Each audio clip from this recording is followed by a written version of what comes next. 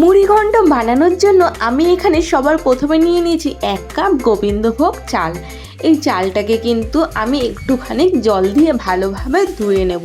তো আমি এখানে কিন্তু খুব বেশি ধুইনি, কারণ চালের যে সেন্টটা থাকে সেটা যাতে বেরিয়ে না যায়।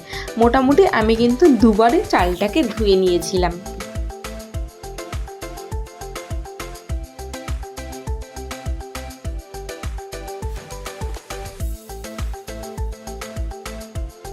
এবারে চালটার মধ্যে আমি কিছুটা জল দিয়ে চালটাকে কিছুক্ষণের জন্য ভিজিয়ে সাইড করে রেখে নেব।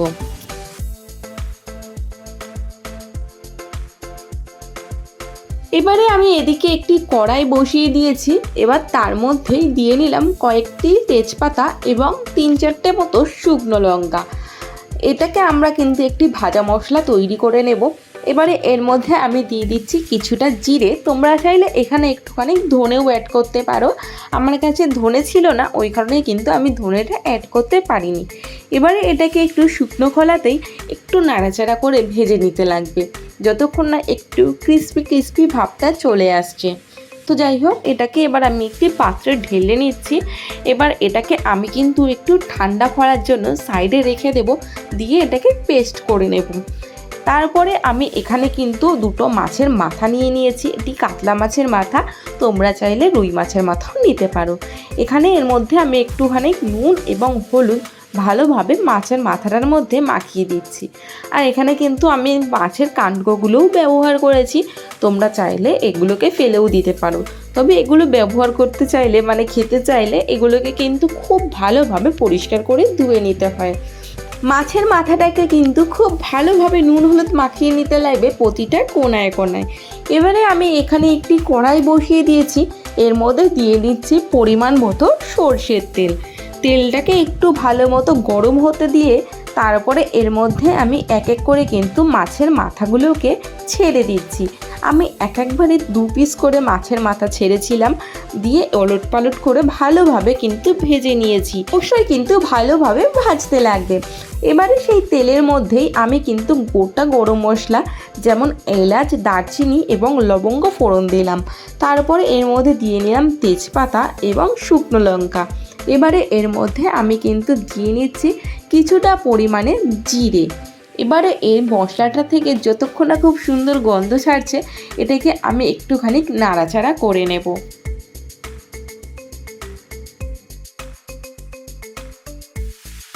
এবারে এর মধ্যে দিয়ে নিচ্ছি কেটে রাখা আলু। আলুটা অপশনাল, তোমরা চাইলে দিতেও পারো, নাও দিতে পারো। তো আলুটাকে আমি কিন্তু মোটামুটি খুব ভালোভাবে এখানে ভাজা করে নিচ্ছি। এবারে আলুর মধ্যে দিয়ে নিলাম একটু হলুদ, আর তার সঙ্গে দিয়ে নেব কিছুটা পরিমাণে নুন হলুদটা মেশানোর পরে আমি আলুটাকে আবার কিছুক্ষণ নাড়াচাড়া করে ভালোভাবে কিন্তু ভেজে নিচ্ছি। এবারে আমি এর মধ্যে দিয়ে নিচ্ছি আদা বাটাটা দেওয়ার পরে আমি এটাকে কিছুক্ষণ কষিয়ে নিচ্ছি, যতক্ষণ না আদার কাঁচা গন্ধটা এই আদা বাটা থেকে চলে যাচ্ছে।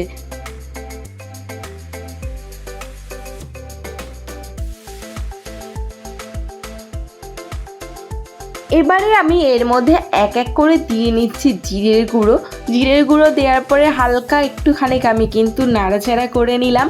এবারে এর মধ্যে দিয়ে নিচ্ছি লঙ্কার গুঁড়ো। আমি এখানে 2 চামচ মতো লঙ্কার গুঁড়ো ব্যবহার করেছি। তোমরা তোমাদের ঝাল অনুযায়ী কিন্তু এখানে দেবে।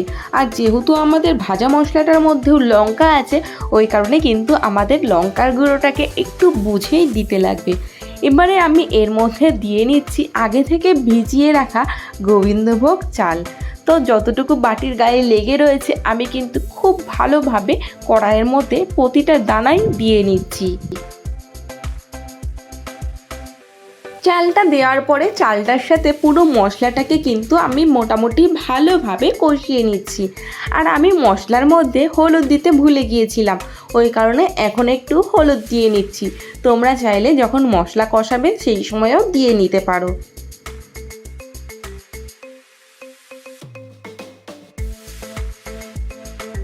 এবারে আমি এর মধ্যে দিয়ে নিচ্ছি মাছের মাথাগুলো আমি কিন্তু এখানে একটু বড়ই রেখেছি, তোমরা চাইলে ছোট ছোট করেও কেটে নিতে পারো।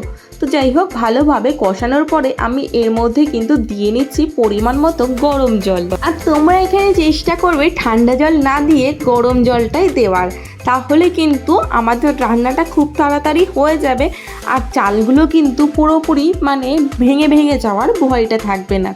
জলটা দেওয়ার পরে আমি এটাকে একটু ভালোভাবে নাড়াচাড়া দিয়ে নিচ্ছি এবং মাছের মাথাগুলোকে চারিদিকে ছড়িয়ে দিলাম। আমি মাছের মাথাগুলো বড় রেখেছি এই কারণেই, মাছের মাথাগুলো কিন্তু পরে সব ভেঙে যাবে, ওই কারণেই আমি একটু বড় রেখেছি। এবারে এটাকে কিন্তু আমরা কিছুক্ষণের জন্য ঢাকা দিয়ে রেখে দেবো, মোটামুটি 4 থেকে 5 মিনিট। তো 4 থেকে 5 মিনিট পরে আমরা ঢাকনাটাকে তুলে নিলাম।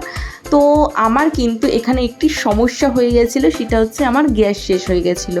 আর আমার ইন্ডাকশানে কিন্তু অতটা রান্না করে অভ্যাস নেই, ওই কারণে কিন্তু আমি এখানে ঠিকঠাক নাড়াচাড়া করতে পারছিলাম না। যাই হোক, তারপরে আমি এর মধ্যে দিয়ে নিলাম একটুখানি কাঁচা লঙ্কা, মানে 2টো মতো। তারপরে দিয়ে নিচ্ছি সামান্য চিনি। চিনিটা দিলে একটু হালকা মিষ্টি মিষ্টি ভাব আসবে, যেটা খেতে কিন্তু বেশ দারুণ লাগে। এবারে আমি আবার একটুখানি নাড়াচাড়া করে নিচ্ছি, মোটামুটি যতক্ষণ না পুরোপুরি জলটা টেনে নেয়। তো দেখো এখানে কিন্তু পুরোপুরি জল টেনে নিয়েছে আর আমাদের এখানে কিন্তু মোটামুটি বলতে পারো রেডিই হয়ে গেছে মুড়ি ঘন্ট। এবারে আমরা যে ভাজা মশলাটা রেডি করে রেখেছিলাম, এবারে আমরা কিন্তু সেই ভাজা মশলাটা দিয়ে নিলাম। এবার এই ভাজা মশলাটাকে দেওয়ার পরে আমি এখানে একটুখানি কিন্তু ঘি ব্যবহার করছি। তোমরা চাইলে পুরো রান্নাটা কিন্তু ঘি দিয়েও করতে পারো, তবে যেহেতু খুব গরম পড়েছে ওই কারণে কিন্তু পুরো ঘি দিয়ে আমি রান্নাটি করিনি। তো এই তো রেডি হয়ে গেল আমাদের মাছের মাথা দিয়ে মুড়ি ঘন্ট। একবার কিন্তু তোমরা এই রেসিপিটা অবশ্যই ট্রাই করো, আশা করি সবাই আঙুল চেটে পুটে খাবে। খালি একবার না, সবাই বারবার আপনাকে এই মুড়ি ঘন্টটি বানাতে বলবে। তো ভিডিওটি ভালো লাগলে অবশ্যই কিন্তু একটু লাইক, শেয়ার, কমেন্ট করে দেবেন। যারা এখনও অবধি চ্যানেলটি সাবস্ক্রাইব করেননি তারা প্লিজ চ্যানেলটি সাবস্ক্রাইব করে দেবেন, পাশে থাকা বেল আইকনটি ক্লিক করে দেবেন, যাতে আমি আরও যা যা নতুন ভিডিও ছাড়বো সেই ভিডিওর রেসিপিগুলো আপনারা সবার আগে দেখতে পারেন। তো চলো আজকের জন্য টাটা, সবাই ভালো থেকো, সুস্থ থেকো।